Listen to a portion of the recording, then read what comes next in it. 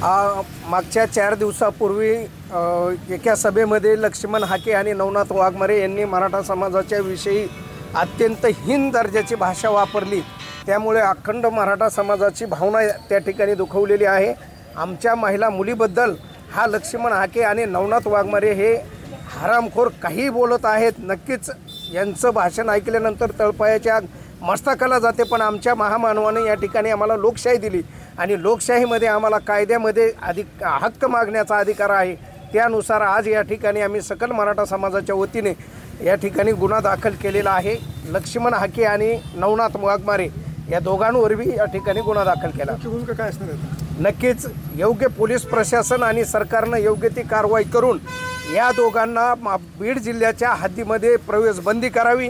अन्यथा असेच जर ते सभा घेत राहिले, समाजाविषयी अशाच पद्धतीची गरळ ओकत राहिले तर येणाऱ्या काळामध्ये मराठा समाज जशास तसं उत्तर रस्त्यावरलं गुद्द्याचं आणि मुद्द्याचं दोन्हीही उत्तर दिल्याशिवाय राहणार नाही।